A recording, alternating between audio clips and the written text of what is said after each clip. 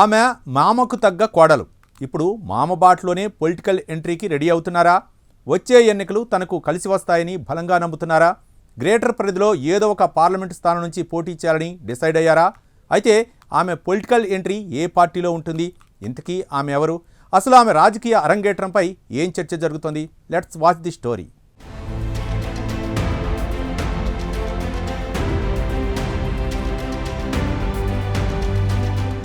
తెలంగాణ రాజకీయాల్లో చామకూర మల్లారెడ్డి ఒక సంచలనం. టీడీపీ నుంచి ఎంపీగా గెలిచారు. తర్వాత బీఆర్ఎస్ లో చేరారు. వరుసగా 2 సార్లు ఎమ్మెల్యేగా గెలిచారు. బీఆర్ఎస్ అధికారంలో ఉన్న సమయంలో మంత్రిగా పనిచేశారు. పూలమ్మినా పాలమ్మినా, స్కూల్ పెట్టినా, కాలేజీలు పెట్టినా, ఎంపీగా గెలిచినా, ఎమ్మెల్యేగా గెలిచినా, మంత్రి అయినా అంటూ తన చాతుర్యంతో బాడీ లాంగ్వేజ్ తో ఆకట్టుకునే మల్లారెడ్డి ఎమ్మెల్యేగా గెలిచినా ప్రస్తుతం బీఆర్ఎస్ పార్టీ అధికారంలో లేదు.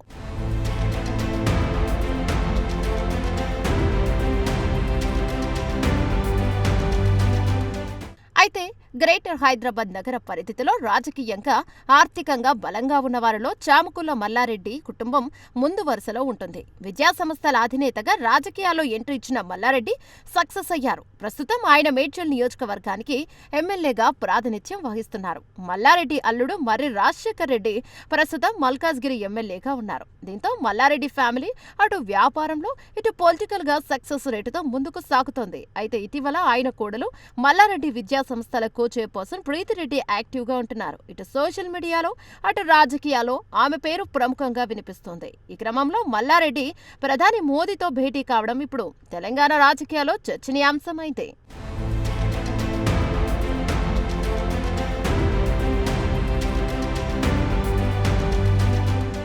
2023 అసెంబ్లీ ఎన్నికల తర్వాత మల్లారెడ్డి కుటుంబంలో కుమారుడు లేదా కోడలు రాజకీయాల్లోకి వస్తారని చర్చ జరిగింది.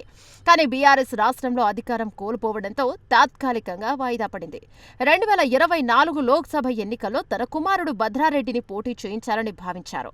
కానీ పొలిటికల్ ఈక్వేషన్స్ వర్కౌట్ కాక వెనక్కి తగ్గారు. దీంతో ఈసారి పలు అంశాలు మల్లారెడ్డి కుటుంబ సభ్యులకు కలిసి వచ్చే ఛాన్స్ ఉంది. దీంతో ఇప్పటి నుంచే మల్లారెడ్డి కుటుంబం నుంచి ఎంతమంది పోటీలో ఉంటారనే దానిపై చర్చ నడుస్తోంది. చామకూర మల్లారెడ్డి కోడలు ప్రీతిరెడ్డికి మామకు తగ్గ కోడలుగా గుర్తింపు ఉంది. ఇప్పటికే తమ కుటుంబ వ్యాపారాలను చూస్తూ యాక్టివ్గా ఉంటున్నారు. 2024 లోక్సభ ఎన్నికల సమయంలోనే ప్రీతిరెడ్డి పోటీ చేస్తారని ప్రచారం జరిగింది. కానీ అప్పటి పరిస్థితుల కారణంగా ప్రీతిరెడ్డి వెనక్కి తగ్గారు. అయితే ప్రీతిరెడ్డి బీజేపీలో చేరి పోటీ చేస్తారని అంతా భావించారు. కానీ సాధ్యం కాలేదు. గతంలో బండి సంజయ్ను ఆమె కలవడం, స్వయంగా పార్లమెంటరీ స్థానం కోరుకుంటున్నట్లు చేసిన వ్యాఖ్యలు ఇప్పుడు మళ్లీ గుర్తులోకి వచ్చాయి. ఇక తాజాగా మల్లారెడ్డి ప్రధాని మోదీని కలవడం పొలిటికల్ సర్కిల్లో కొత్త చర్చకు దారితీస్తోంది. మరోవైపు ఈ సమావేశంలో ప్రధానిని ఆమె పక్షాన కోరుతూ మధ్యవర్తిగా వ్యవహరించారా లేదా అన్నది ప్రస్తుతం హాట్ టాపిక్ గా మారింది. అయితే వచ్చే ఎన్నికల్లో ఎలాగైనా పోటీ చేస్తానని ప్రీతిరెడ్డి ఉవ్విళ్లూరుతున్నారట.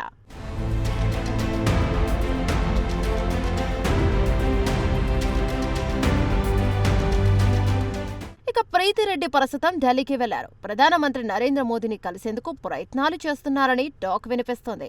గతంలోనూ మోదీ, అమిత్ షాను ప్రీతిరెడ్డి కలిశారు. ఇప్పుడు తన మామ మల్లారెడ్డి ప్రధానిని కలవడం ఇందుకు బలాన్ని చేకూరుస్తోంది. దీంతో ప్రీతిరెడ్డి పొలిటికల్ ఎంట్రీ దాదాపు ఖాయమైందనే టాక్ వినిపిస్తోంది. మరోవైపు ప్రీతిరెడ్డి పొలిటికల్ ఎంట్రీ ఏ పార్టీ నుంచి ఉండబోతుందనేది ఆసక్తికరంగా మారింది. ప్రస్తుతం తమ మామ రాజకీయం చేస్తున్న బీఆర్ఎస్ నుంచి పొలిటికల్ అరంగేట్రం ఉంటుందా లేదా బీజేపీలో చేరి పోటీ చేస్తారా అనేది ఇంట్రెస్టింగ్ గా మారింది. మొత్తానికి ఈ భేటీ ఫలితంగా ప్రీతికి టికెట్ దక్కితే మల్లారెడ్డి కూడా బీజేపీలో చేరే అవకాశం ఉందా? అంశంపై బీఆర్ఎస్ లో ఇప్పటికే భిన్నాభిప్రాయాలు తలెత్తుతున్నాయి. ఓవరాల్ గా ఈ సంఘటన తెలంగాణ రాజకీయాల్లో కొత్త సమీకరణాలకు దారితీసే అవకాశం ఉంది. కుటుంబ ఆధారిత రాజకీయాలు ఎప్పుడూ వివాదాస్పదం. బీజేపీ ఎమ్మెల్యేలను, ఎంపీలను పెంచుకోవడం ద్వారా తన పట్టుకు బలం చేకూర్చుకుంటుందా? రానున్న రోజుల్లో ఈ చర్చకు మరింత ఉధృతమవుతాయా? మరి ప్రీతిరెడ్డి రాజకీయాల్లోకి ఎప్పుడు వస్తారు? ఆమె ఏ పార్టీ నుంచి పొలిటికల్ జర్నీ మొదలు పెడతారనేది చూడాలి.